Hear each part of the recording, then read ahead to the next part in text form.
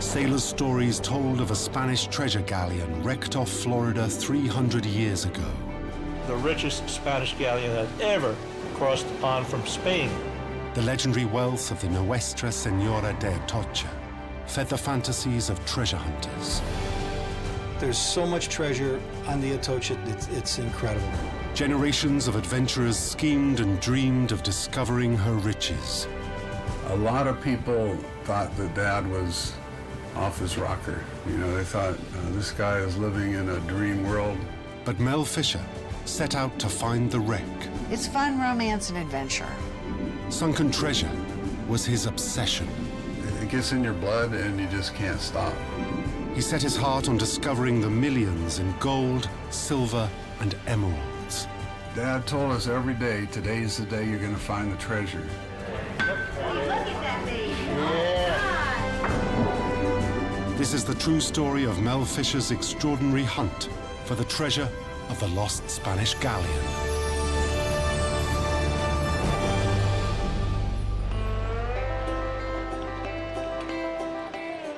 Even as a boy growing up in Indiana during the 1930s, Mel Fisher was obsessed with tales of treasure, especially sunken treasure. Unfortunately, the complex and expensive equipment needed to dive old shipwrecks put treasure hunting out of reach for ordinary people. But young Mel Fisher was no ordinary person. When Dad was 12, he made his own dive hood. It was a 5-gallon bucket, and he put a plastic piece of glass in it.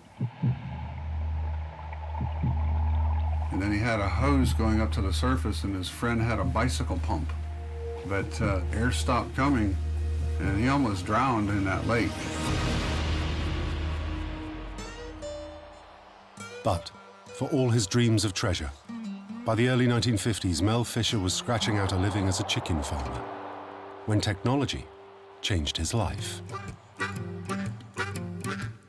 Mel learned of a diving revolution, the invention of the self-contained underwater breathing apparatus, scuba. Wearing a scuba air tank, Mel was able to live out his childhood fantasies. At last, he could dive for treasure. Mel sold the chicken farm, and in 1953, with his wife Dio, opened the first dive shop and dive school in California, at Redondo Beach.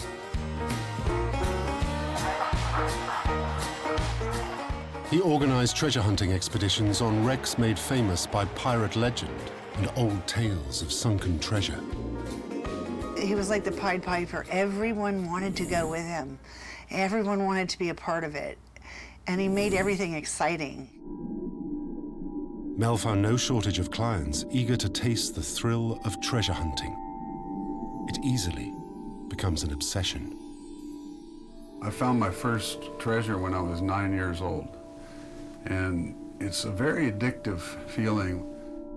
There's a definite thrill there, a personal feeling that you get when you see something that nobody else has seen or touched for a few hundred years and bring it to the surface. You just get tingles all over, and you just want to find more. Even with a growing family, enthusiastic amateur treasure hunter Mel Fisher took every opportunity to indulge his passion. He would save up every year and go treasure hunting for vacation. And then his vacation kept getting longer and longer. Mel's problem was that he lived on the West Coast in California. But the best area for treasure hunting was on the East Coast in Florida and the Caribbean.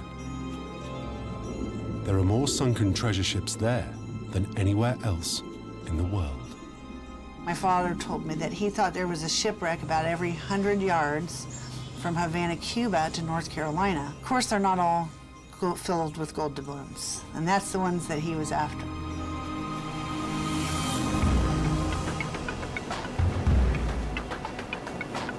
The reason the East Coast is so rich in wrecks is down to the forces of geography and weather. From the 15th century on, the Spanish ruled and plundered the riches of Central and South America. Large fleets of Spanish galleons, each loaded with tons of gold, silver, and jewels, sailed from Cuba for Spain every year for centuries. It was a tremendous flow of wealth for 300 years, and all of the richest families had people over there sending it home. Most of the ships made it home most of the time. But the shallow waters inside the reef of the Florida Keys became a death trap in the hurricane season. These hurricanes would push them into that reef and then over it inside the reef, and that's where they would end up breaking up and sinking. Over the centuries, valuable treasures have been salvaged from rich ships found on the seabed. Occasionally, the sea would give up a clue to the location of a fortune.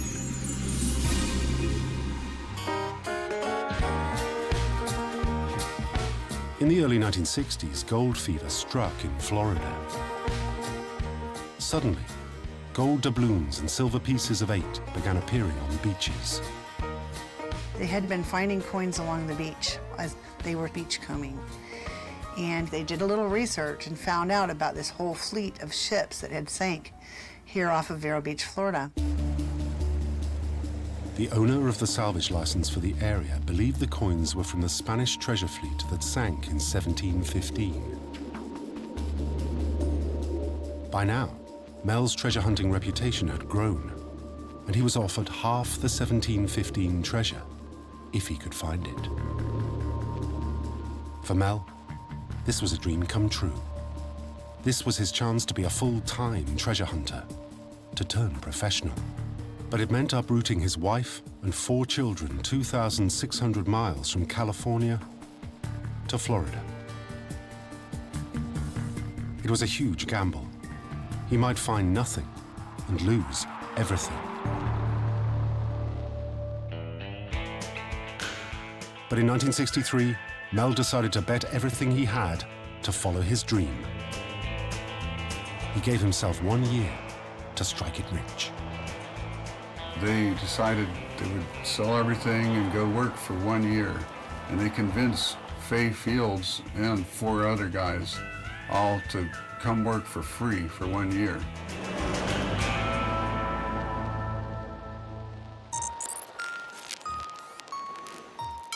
Mel came armed with a secret weapon: technology. Fay Fields, Mel's electronics expert, had miniaturized a World War II submarine detection device, the Fluxgate magnetometer. Its underwater sensor could detect iron and steel on the seabed.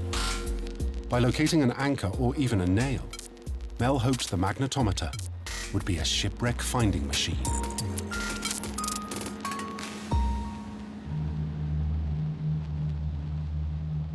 But Mel's first months in Florida looking for the Spanish 1715 fleet were disappointing.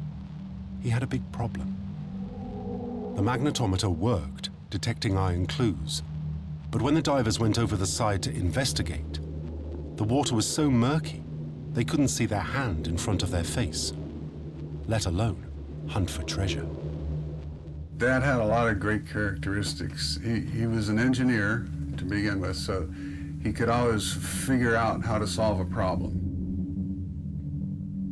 If Mel couldn't solve this problem, his new life as a professional treasure hunter would be over before it had even started.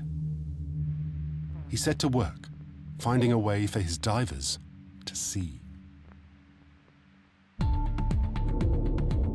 My father had noticed that on the surface level, there was clear water. And he wanted to bring that clearness from the surface down to the bottom. If he could figure a way to push the clear water down to the bottom, then it would make it easier for the divers to see the treasure. Mel designed giant steel tubes that attached to the back of the boat to redirect the clear wash from the propellers down towards the seabed. While the boat was anchored, he would put the boat in gear, and all the prop wash, or the water that was blowing through the propellers, would then be pushed down through the elbow of the tube to the bottom, bringing the clear water down. Because of their shape, Mel called them mailboxes. No treasure hunter had ever tried anything like this.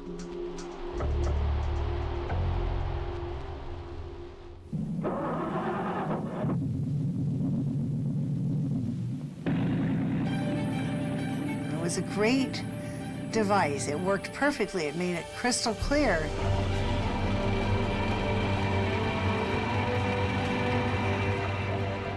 Mel had solved the visibility problem. The divers could now see to investigate the magnetometer readings, clues to where the treasure ships had sunk. Quite by accident, Mel's mailbox also fixed another problem he didn't even know he had.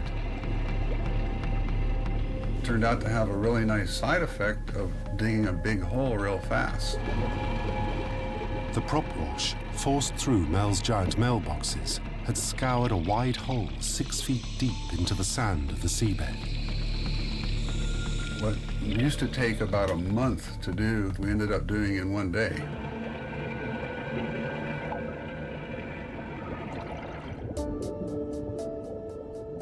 Mel had revolutionized treasure hunting. He was sure the source of all those beached silver and gold coins would soon be revealed by the mighty mailboxes. Day after day, he put them to work. But his initial success began to look more like beginner's luck. Weeks turned into months, with no sign of treasure. Mel could give himself just 1 year to make it as a professional treasure hunter. After 11 months' hard work, he had nothing but a huge hole in his bank balance. Time and money was running out. But Mel Fisher never lost hope. Just days from complete failure, his perseverance was rewarded. He worked for 360 days without finding much. And on that day, the 360th day, they dug a hole and it was full of gold doubloons. Discover the past with exclusive history documentaries and ad-free podcasts presented by world-renowned historians, all from History Hit. Watch them on your smart TV or on the go with your mobile device.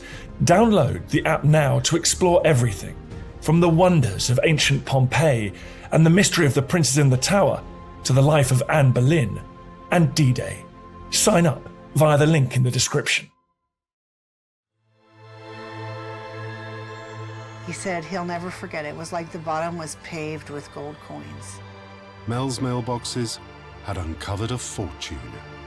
1,033 gold coins, the greatest salvage haul ever recorded at that time. So they never went back to California. They all moved to Florida permanently. They worked here on the 1715 fleet for the next 7 years, very successfully, found several of the wrecks, many hundreds, thousands of beautiful artifacts. Mel Fisher was living his dream. He was a top professional treasure hunter. But he set his sights even higher. He said, let's go after the biggest shipwreck on this side of the pond.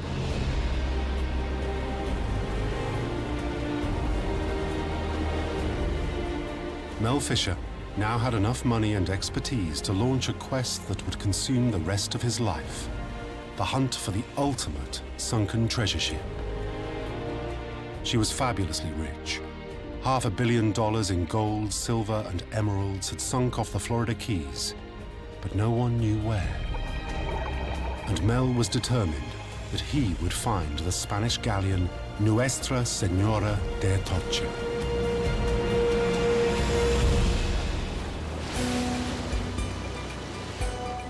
Mel's biggest problem was where to start looking. The Atocha was one of 8 ships in the 1622 treasure fleet that sank off the Florida Keys. But the Keys are a chain of thousands of small islands that stretch over 220 miles of ocean. Mel faced an impossible task, except the Spanish had left one 300-year-old clue.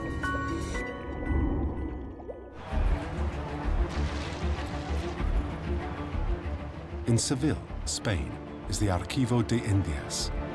Preserved here are the original records of Spain's South American trade in the 16th and 17th centuries. The Spanish were very obsessed with writing down every possible thing that they could. Mel had a copy of a 1620s document. It stated that the Atocha sank at the last key of the Matacumbis. For Mel, this was a great leap forward. There were 3 islands in the Upper Keys, Upper, Middle, and Lower Matacumbi, so that's where he started the search in 1968. Mel zeroed in on the Matacumbis using his proven magnetometer and mailbox techniques. His team of divers scoured the area. They would have the maps out on the dining room table. All of the divers would be sitting around pointing at the maps and saying, well, what if the ships came in this direction? What if the storm was coming from that direction? There were thousands of theories. For 3 years, they tried everything, but found nothing. No sign of the Atocha or her sister ships of the fleet lost in 1622. Not a coin, not even a nail. Treasure hunting is an expensive business, and Mel's money from the hoard of coins was all but spent chasing his dream of the Atocha. Even born optimist Mel Fisher struggled to believe the sunken treasure ship was there. Perhaps he had been crazy to try. Then, a chance meeting led to a breakthrough.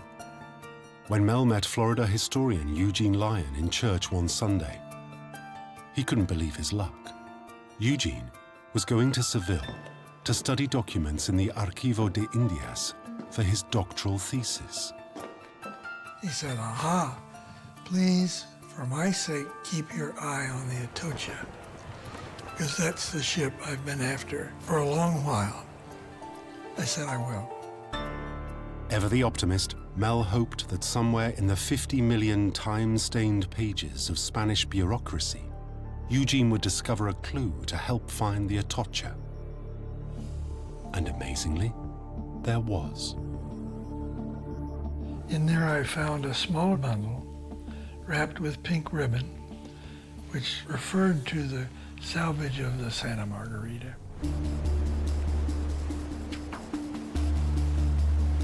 The Galleon Santa Margarita was lost with the Atocha in the treasure fleet of 1622. But as she sank in shallow water, most of the people aboard survived.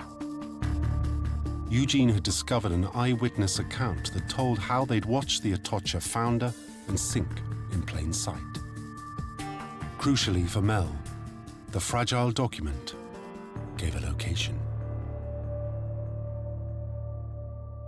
I went right through it and found on the last worm-eaten page the statement that these ships were lost, that is, not only Atocha, but Santa Margarita in the Cayos del Marqués. The Cayos del Marqués, or Marquesas Keys, lie over 100 miles southwest of the Matacumbis. No wonder Mel couldn't find the Atocha. He'd been looking in the wrong place. But now, surely, this eyewitness account put the Atocha within his grasp. He believed he was certain to find it. He was determined and sure of his ability to find it. With new hope, Mel set to work with his magnetometers looking for telltale iron clues to find the Galleon. There was lots of iron, but his divers brought him only bad news. The Navy has a target field out there, and we found over 5,000 bombs while we were looking for the Atocha. And that really slows you down, but you have to check every one of those targets.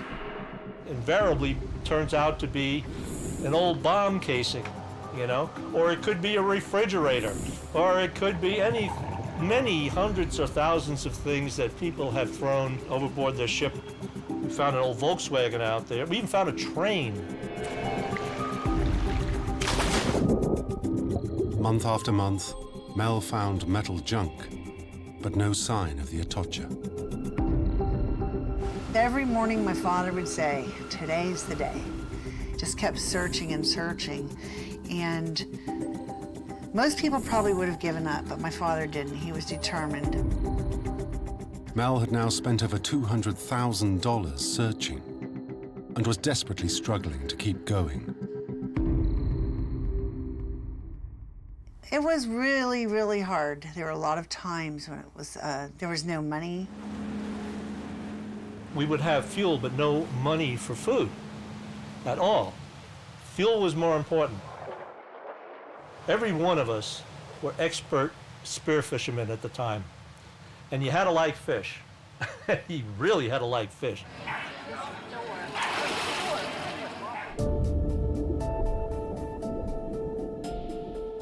Without money to keep the boats fueled, Mel's quest for the Atocha's treasure was finished. To raise cash, he decided to sell shares in the treasure when he found it. But he could show not even one object from the Atocha. Investors steered clear. It's always hard to get people to invest in something that almost seems like a dream. First of all, if it can be done, why hasn't it already been done? And if it hasn't already been done, is it real or is it just a story? So many people I just don't think believed it was true. There was lots of people who didn't believe in us, who used to say, you know, we're just spending other people's money, getting a suntan, out here diving, having a great time. During the summer of 1971, Mel Fisher towed his magnetometer over 175,000 miles of seabed. To get investment, he needed proof, hard evidence that the Atocha treasure was more than just a fantasy.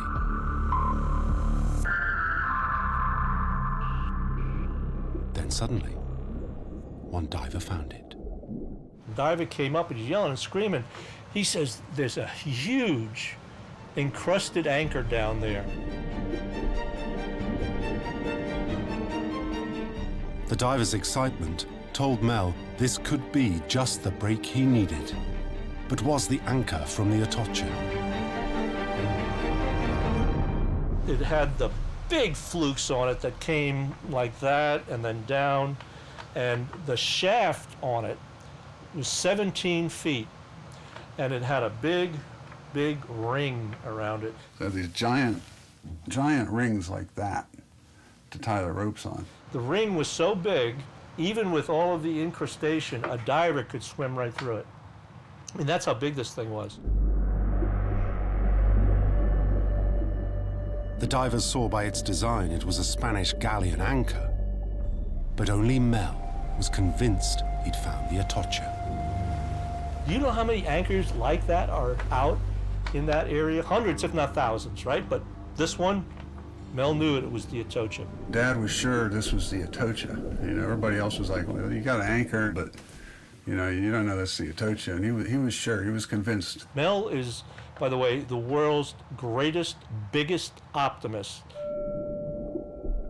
But Mel's personal assurances would not pull in the investment he needed. He dived to look for supporting evidence. By the anchor lay small black blobs, encrusted silver coins. When Mel brought up a coin and passed it to his wife, she sort of smeared her finger across it and said, "This is Spanish." Stamped King Philip IV. It was about the right age, but the exact year was key. The Atocha sank in 1622, so a later dated coin would destroy Mel's claim to have found his treasure ship.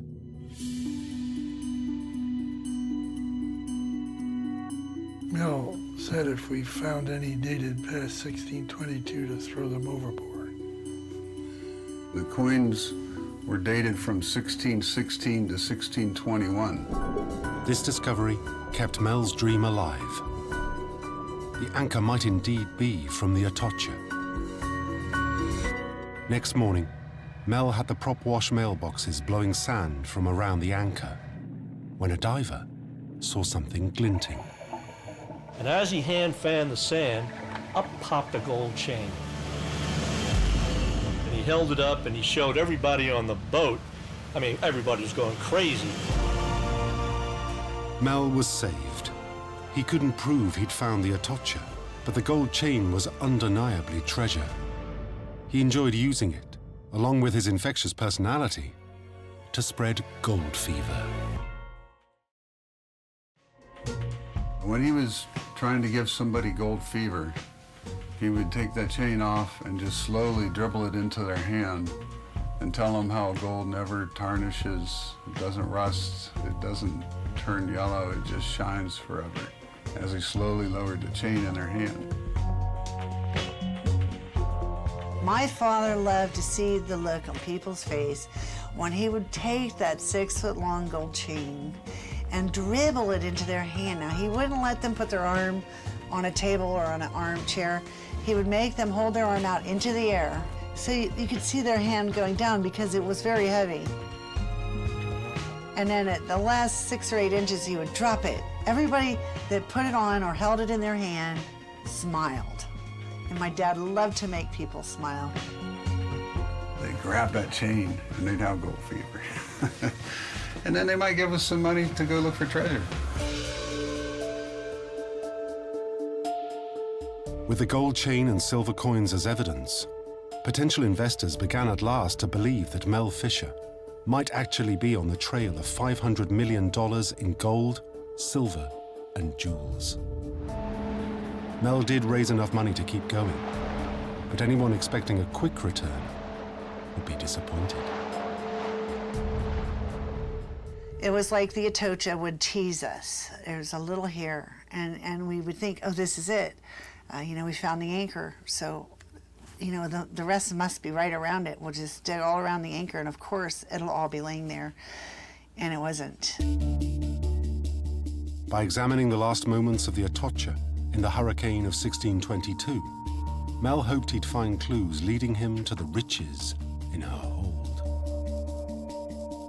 With masts torn down and rudder smashed, the wind and waves would push the Galleon towards the reef. They're totally helpless. You're at the mercy of the sea, and it'll do whatever it wants with you. The last hope of the 265 people on board was to hold the Atocha's position roped to one of the Galleon's huge anchors, hooked into the seabed. They would throw out an anchor and try to get a bite, get the anchor hooked in and ride it out, and these lines would break on them.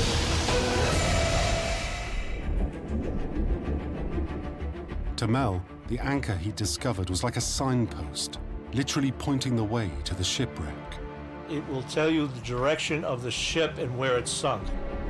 Because wherever the flukes dig in, then opposite that would be where she was hanging on from the anchor.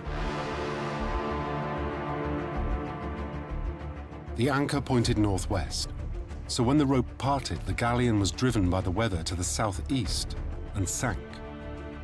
We figured, okay, we got the anchor, now we're going to find the wreck. It's got to be close by. We just see which way the anchor's pointing and go there. Full of hope, Mel's team worked methodically to the southeast.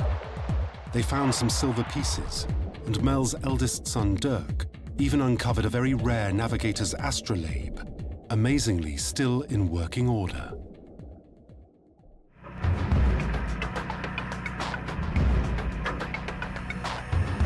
Week in, week out, Mel's mailboxes excavated hole after hole in the soft, shifting sand. But the fabled pile of treasure did not appear, just tantalizing clues.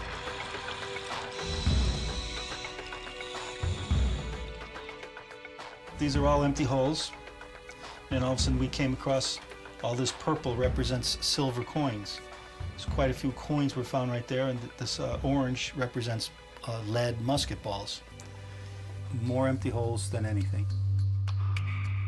Ever the optimist, Mel would always put a positive spin on things. So we dug another empty hole, but he said, well, that's not an empty hole. That's another place you know where the treasure's not. You're making a huge ocean just that little bit smaller. So you're getting one step closer to the treasure. For 3 years, Mel's mailboxes made sandy holes on the sea floor, finding pottery oil jars, muskets, swords, daggers, and only a few coins. But Mel never lost heart. You know, you dig so many empty holes, but then every once in a while there's one full of treasure, and that's when it all pays off.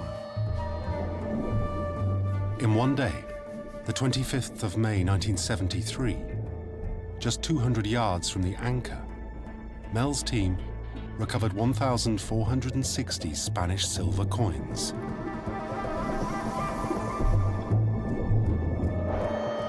So many, they named the site the Bank of Spain. Crucially, no coin was dated later than 1621. Might this actually be the treasure from the Atocha? Mel was about to find out. In July 1973, historian Eugene Lyon got a call from Mel's office. The latest find was something new, and they needed his expertise. We found 3 of these silver bars that are about the size of a loaf of bread, and they're about 80 pounds each. The 3 ingots' value as bullion is about $100,000, but their value to Mel was far greater. Each ingot was stamped with a Roman numeral, its unique serial number. If they matched the Galleon's records, they'd prove once and for all whether Mel had really found the Atocha. I went over to see the 3 silver bars. So I leaned down and I took down the numbers of the bars. I said, "This looks good, Mel," and he said, "It is good." From the Archivo de Indias in Seville, Eugene had the microfilm rolls of the Atocha's original ship's manifest. Her official cargo was listed, including 40 tons of silver, 901 ingots, each with its serial number. He scanned line after line, page after page of missing treasure, looking for a match. Then I put on the reel for the Atocha. I got to the numbers of the bars, and there they were. It's the Atocha.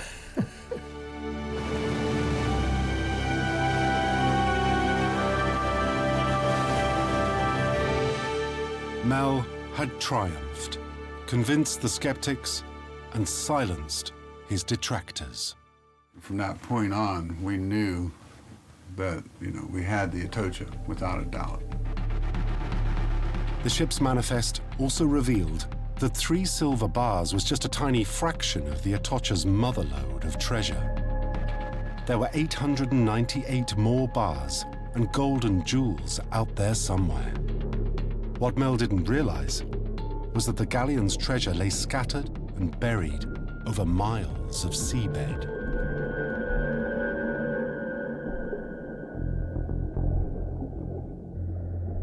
The line southeast from the anchor to the Bank of Spain was clear. Mel was sure a trail of artifacts would soon lead him to the Atocha's motherload.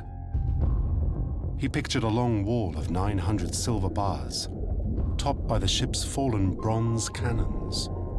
He knew that if we found the cannons, we'd probably find the rest of the ship, because all the previous wrecks we worked, the cannons were all right on top of the main pile.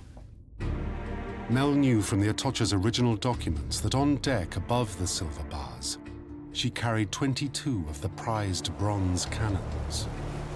The bronze cannons could shoot farther with more accuracy than most of the other guns of the day. So they were very expensive, and they weren't on all ships. They were only on the most valuable ships.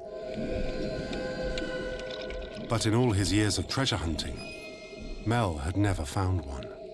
I remember him telling me he chased down probably 1,000 bronze cannon stories. And he was really truly beginning to wonder if bronze cannons had ever been made, because every one of them turned out to be iron. To the diver who could find him an Atocha bronze cannon, Mel offered a $10,000 reward. Year after year, Mel continued mailbox excavations along the southeast trail of Atocha debris.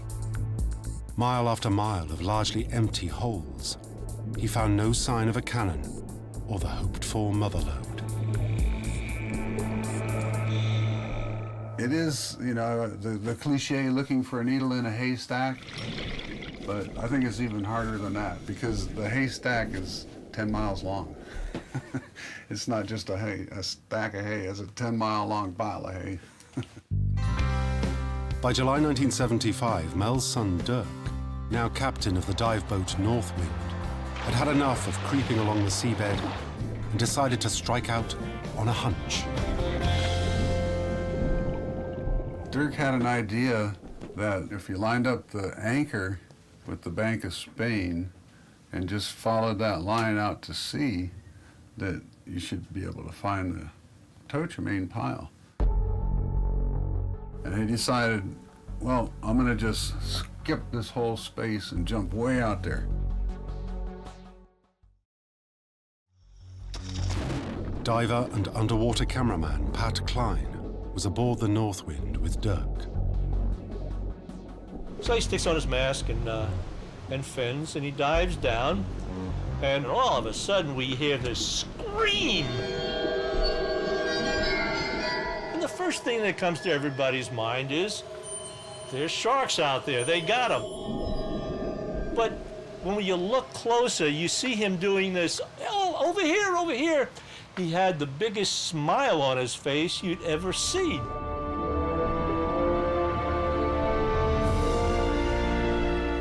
And now we're able to hear him yelling, "Cannons, cannons, we've got cannons down here."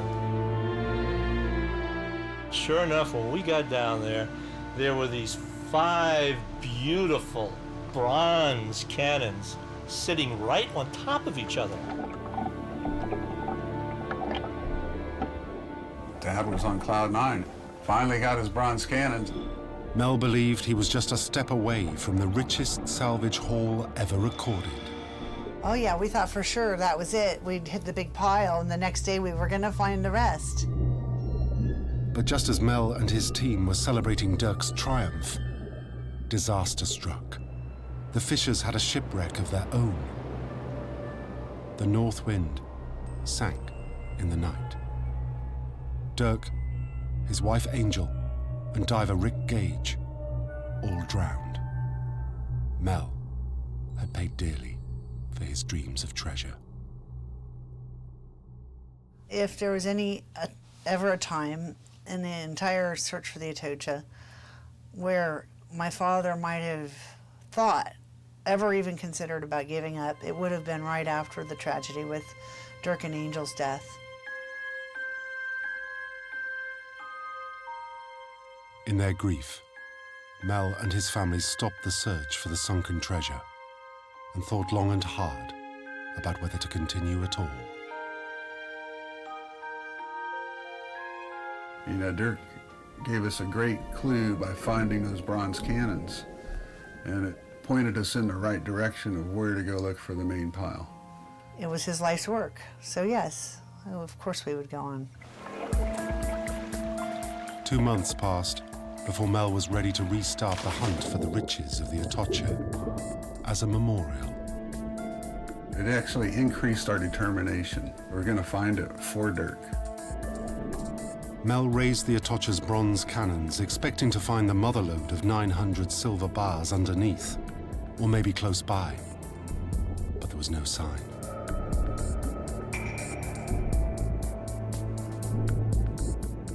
Mel's treasure trail was well established. Southeast from the anchor to the Bank of Spain and onto the cannons. Surely Mel just had to keep following the trail. Every time we get logical, like, okay, we got this, now this lines up, we found the anchors, we found the Bank of Spain, we found the cannons. Oh, there's nothing. It should be there, but it's not. Years passed as Mel kept looking for the motherload, and all the time the Atocha was teasing him with of beautiful artifacts. We found 27 pieces of this beautiful gold belt with jewels in it, 300 feet apart, over a period of a week. It was kind of like a little trail saying, here I am, come and get me. The Atocha teased Mel for 8 more years as each new trail petered out. Then, a ray of hope. In 1983, Mel's son Kane and diver Andy Matrosi had found a long trail of artifacts thrown from the Atocha as she was torn apart by the hurricane. One day we found an iron square spike from the Atocha. So I plotted that on the chart and drew a line back to the cannons. And that started what we called our line. This new trail was off to one side of the established line. We found a barrel hoop with a couple coins encrusted to it, some big ballast stones, and then all of a sudden copper ingots. Andy and fellow diver Greg worked along the new trail for 2.5 years. Could the motherload really be at the end of it?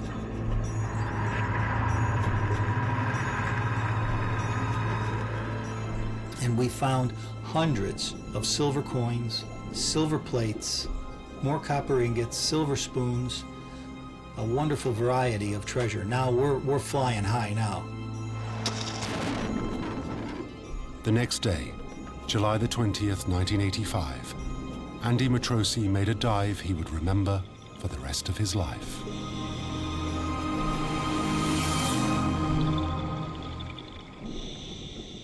All I saw was ripply sand, nothing of any interest. I had turned around and I felt a thumping on my shoulder. And it wasn't just a, hey, he was hitting me hard. And I turned around and looked at Greg and I saw his face. And his eyes were popping out of his head. And I thought, I know what you just saw. Show me what you just saw.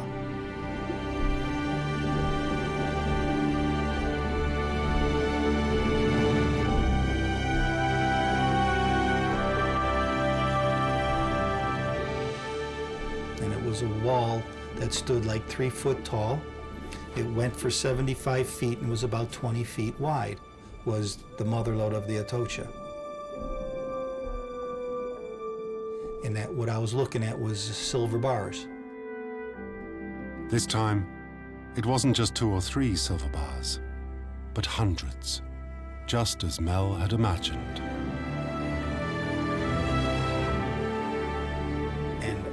I went over, touched one, and I picked up the first bar of silver and held it to about my knees and felt how heavy it was. And that was like pinching yourself in a dream, picking that bar up. And you just wanted to swim up to the surface and shout it out to the world, what we had just found.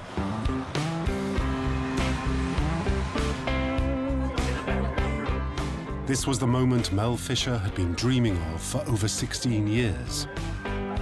But how could he know today was finally the day? When they radioed in that they had found the treasure, Dad wasn't around. They couldn't find him. They had been trying to call him. Where is Mel? We found, we've got it. We've got to tell Mel. We couldn't reach him, so we went out looking for him. In blissful ignorance of the momentous news, he had gone shopping and stopped off for a quiet drink. At the office, the whole team was ready to celebrate. They had found the treasure, but they couldn't find Mel.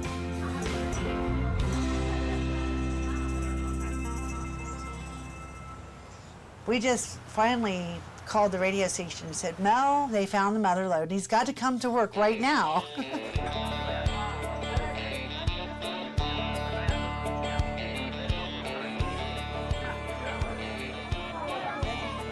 He was carrying his dive gear under the umbrella and walking through the rain up to the front of the museum, which is now bubbling, bursting at the seams of people and photographers, and the local reporters were all already there. It was pretty much chaos from that moment on.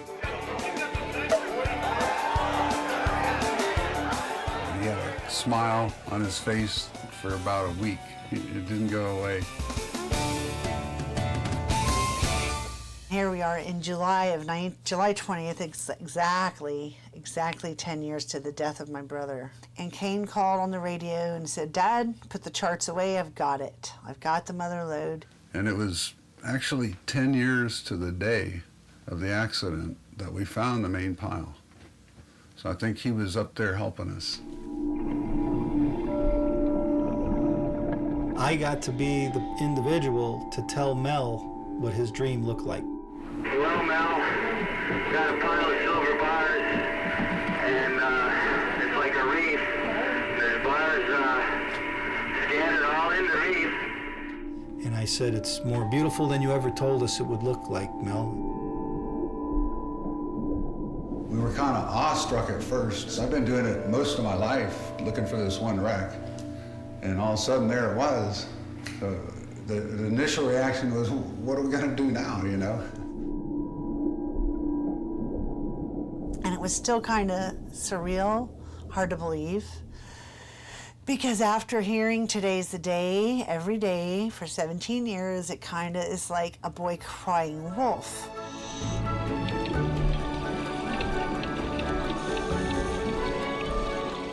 Mel told a reporter, "Today it looks like we came to the end of the rainbow and saw the pot of gold."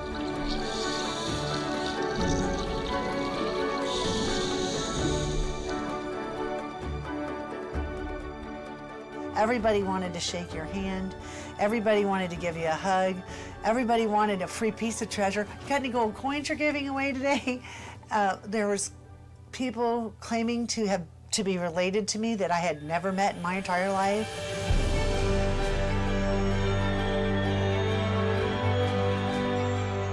The legendary wealth of the Atocha was true, and she was as rich as Mel said she would be. Over $500 million. Dad is one of the few people who have accomplished their dreams in their lifetime. Mel Fisher was the most successful treasure hunter in the world.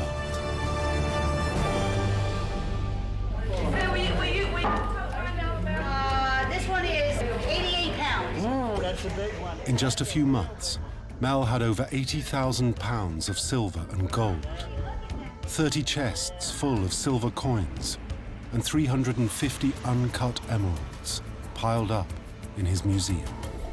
The problem was, no bank would take so much silver.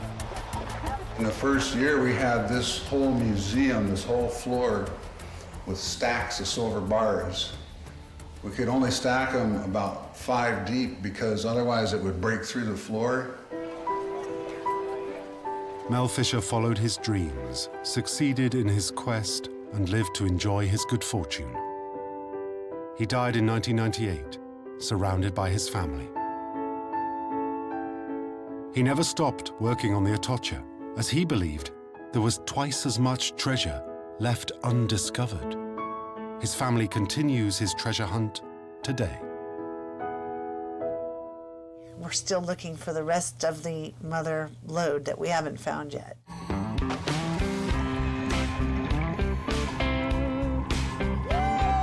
Once again, working on clues left by the Spanish might lead them to unimaginable riches. Dad was sure there would be emeralds on the Atocha. He had seen a copy of a letter that this fella in the New World wrote his brother back in Spain saying he had put a 70-pound box on board. So far, we found about 6 pounds, so there's another 64 pounds at least out there. Just that one box of emeralds is worth $1 billion, and I'm sure there's more than one box.